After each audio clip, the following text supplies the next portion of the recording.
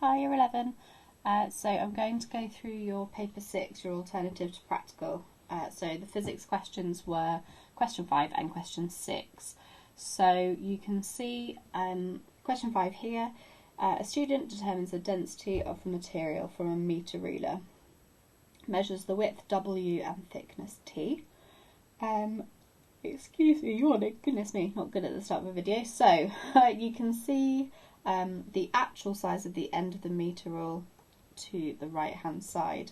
So the first thing it asks you to do is to measure the width of the meter rule to the nearest 0.1 centimetres. So that's on figure 5.2. So that's here, not here. So on mine, I get 2.4 centimetres. On figure 5.2, measure the thickness of the meter ruler to the nearest 0.1. So when I do that, I get a value of 0.4.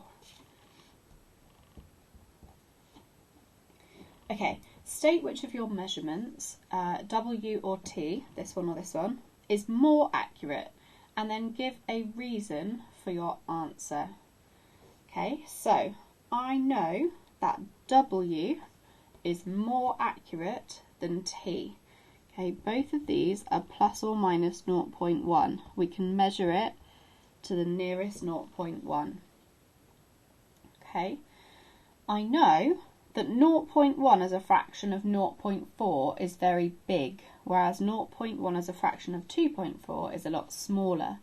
Okay, so my reason for W being more accurate is that W is larger than T in size, and both are measured to plus or minus 0.1 centimetres. So this has a bigger effect on the accuracy of T, which is smaller.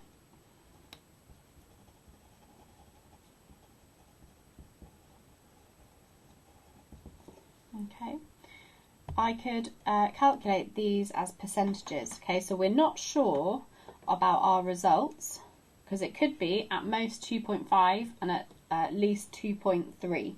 Okay. Now this is a 4% error. Okay, 0.1 is 4% of 2.4. 0.1 compared to 0.4 though is a 25% uncertainty, which is a much bigger uncertainty. Okay. Calculate the volume of the meter rule. Use the equation shown. So you literally take your values for W and T and you plug them in. So you do V is 100 multiplied by 2.4 multiplied by 0.4. And you will get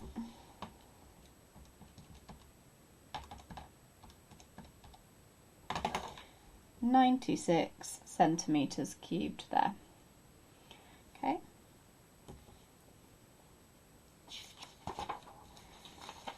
It then turns into a moments question. So you can see the student places a pivot underneath the meter ruler at the 65 centimetre mark. Okay, and then places load M on the ruler and adjusts it until it's as close to being balanced as possible. So it says the centre of the load is directly above the 74.2 centimetre mark. So this point here on the meter ruler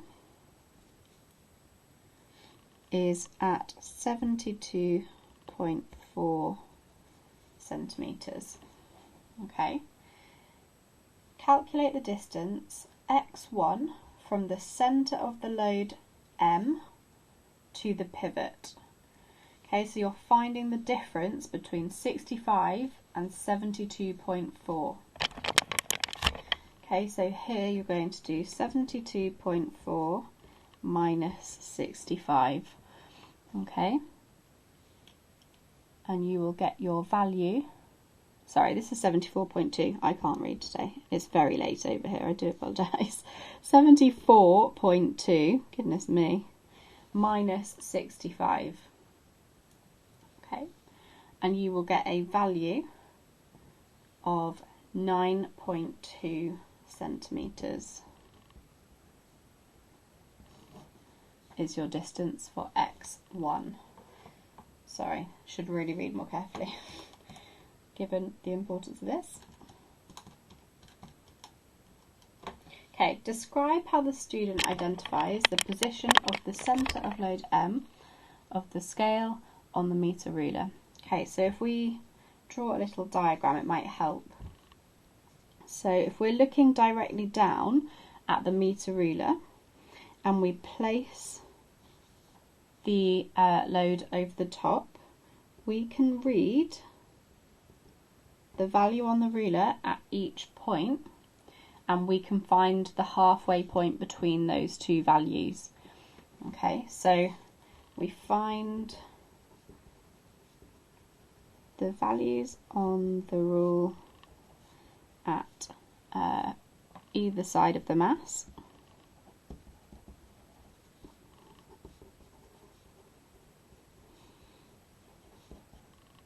And find the average of these numbers.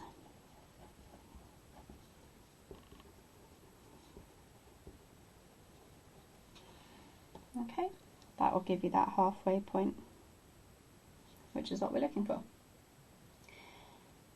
Then it says that the student moves the pivot. So now it's at the 70 centimetre mark, and it adjusts again and finds the new balancing point is when this x2 point is at 82.3 centimetres. Okay, and it's going to ask you to find x2 on the next page. So we know that we're finding from 70 to 82.3. That's a difference of 12.3. Okay, so just to pop the sum there, you're going to do 82.3 minus 70 to find the difference. Gives me 12.3 centimetres as my value for x2.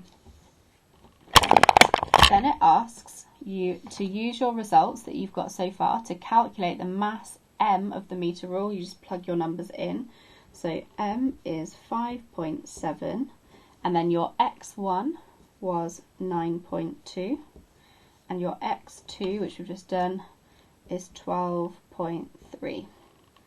Okay, and when you pop that into a calculator, you're going to get 122.55, and that's going to be in grams. So that's my final answer for my maths. And it says that the value that we've just got is approximate, so it's not perfect. State 2 practical difficulties in doing the experiment that makes the measured values subject to error. Okay, so the first thing that you should have realised is that it is difficult to make the ruler balance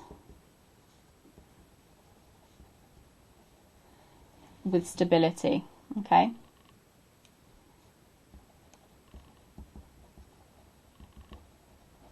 That's the first bit. And the second thing is it's actually very difficult to make sure that you've placed your load at exactly the point that you say you have.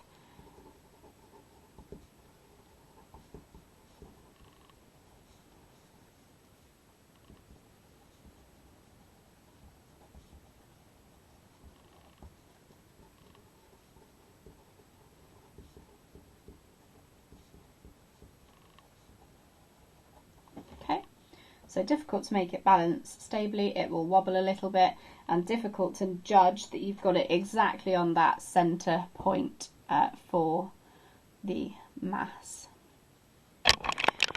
And then it just says, suggest what you could do to actually check the value of the mass. Put it on a balance. Okay, that's a weighing scale. The technical term that you need to use is a balance, and it'll find the mass. So that's that one. Then it asks you to find the density of the material using your answers from B and CIV.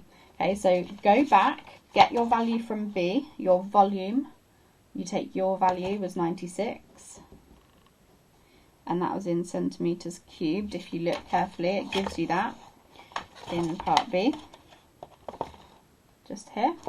And then in part CIV, your mass was 122.55 grams, and they even tell you the unit up there as well, so they're really helping you out here. Okay, so density is mass over volume, so density is 122.55 over 96, and when you do that you get 1.27 or 28 grams per centimetre cubed. Okay, I'm going to actually round that up to 8 for mine. Yours might be a slightly different number. Okay, but you need to make sure that you've got the unit right as well. So the density value is 1.28 and the unit is grams per centimetre cubed. Okay, so I've given to 3 significant figures here because I had 2 and I had 5. So I can only really give to 2 for certain, but they give you a +1 tolerance. So I could also have written 1.3 and that would have been fine as well. Okay. Then question 6 was a planning question. So hopefully the ones we did before your mock will have helped you out. Let me just make sure I've got everything I need to start it. Okay, so the rate of cooling in a beaker depends on the volume of water in the beaker. Plan an experiment to investigate how the rate of cooling, so how quickly it cools down, depends on the volume of the water. And you are given a supply of hot water, a measuring cylinder, a beaker, a stopwatch and a thermometer. So the first thing I would suggest you do is sketch a diagram just to help you think about how you're going to do this. Okay, so you are going to draw the surface, hopefully that beaker is on. You're going to draw your beaker with a water level, and you're going to add the thermometer inside. You are then going to label it up. So you've got a thermometer, you've got the beaker, you've got the water, and you don't need to draw the measuring cylinder or the stopwatch because there's no need. This is just to see the general idea. So I am going to start with the variables. So we've got the diagram done. So to the variables, I do that before my method because I find it helps me write my method. So my independent variable is the thing that I am going to change. I am wanting to know how the rate of cooling depends on the volume of water. So I'm going to change the volume of water to see what happens.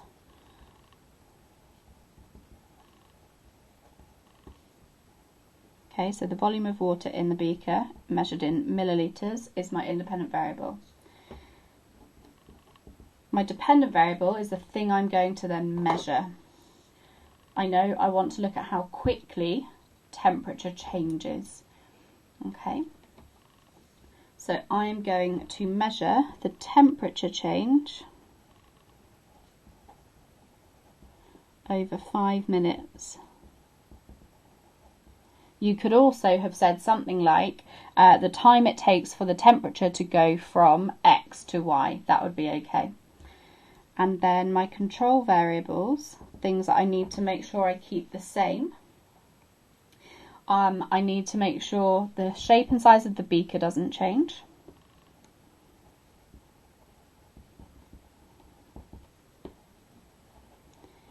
I know that the initial starting temperature of the water needs to stay the same. I know that the room temperature needs to stay the same.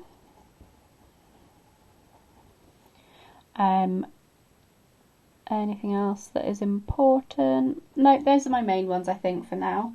So all of these things must be kept constant.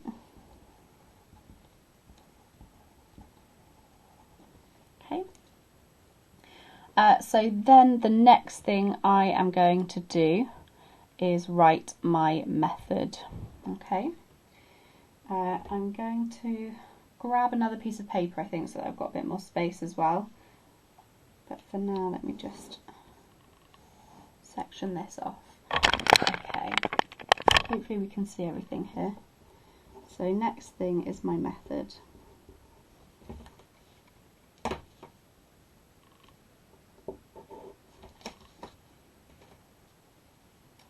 Okay, so the first thing I am going to do is take my beaker and measure.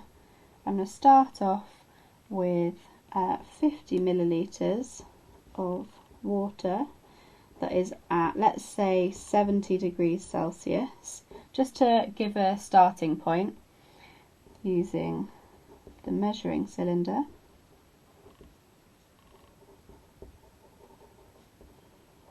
And pour into beaker. Okay, 2. Start the stopwatch when thermometer reads 70 and time for 5 minutes. Okay, record final temperature.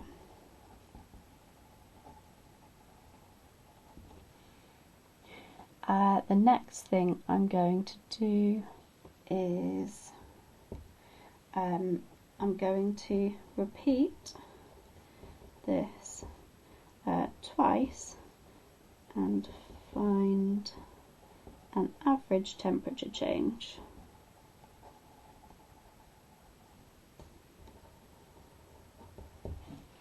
Okay.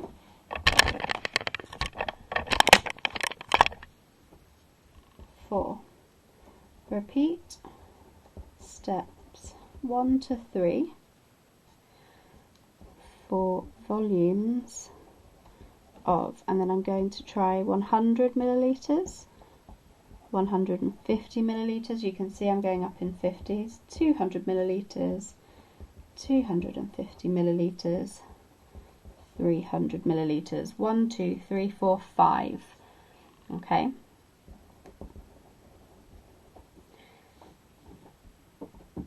Ensuring the beaker is the same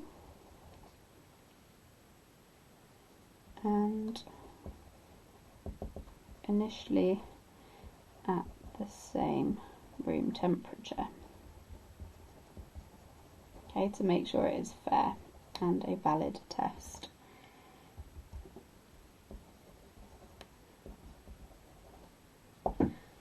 Okay, so that's my general method. Okay, so I know I'm pouring some water into the beaker. I start the stopwatch when I know that it's reached 70 degrees, and then I time for 5 minutes, I check and I find the temperature change.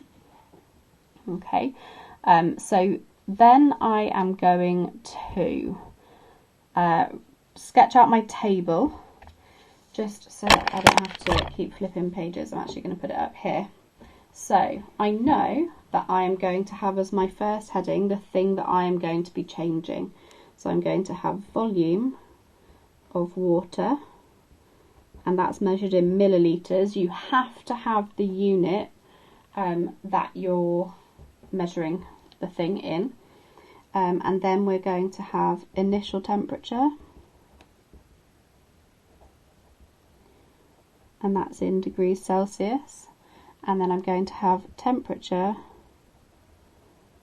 after 5 minutes, and I'm going to have 1, 2, 3 average. Okay, and those are the headings, the main things that I need to record. I could also include a space for temperature change as well across the 5 minutes, but those are the minimum that you need. But you definitely need to have the unit for all headings. Okay, so a temperature in degrees Celsius and a volume in millilitres. Okay, and then lastly you have to explain how you will reach a conclusion. Okay, so where am I going to put that? I'll do that on the other side. So the conclusion is the last step, and we wanted to know how the volume of water affects the rate of cooling. Okay, so to find out how volume of water affects rate of cooling, plot a graph of volume on one axis against temperature change after 5 minutes. Okay, so oh, sorry, that wasn't even on the screen, was it? So then if you think about what that's going to look like,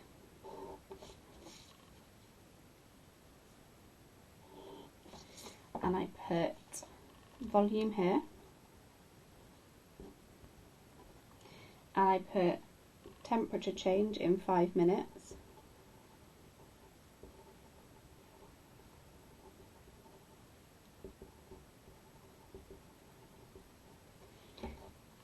I can see if I were to plot points, okay, I can look for a trend. So let's say, for example, it looked like this. That would imply that as I increase the volume, the temperature will change more in 5 minutes and the rate of cooling goes up. If, when I plot the results, I get a negative gradient, this would imply that the rate of cooling goes down with volume. Okay, so I can say a couple of things. The largest temperature change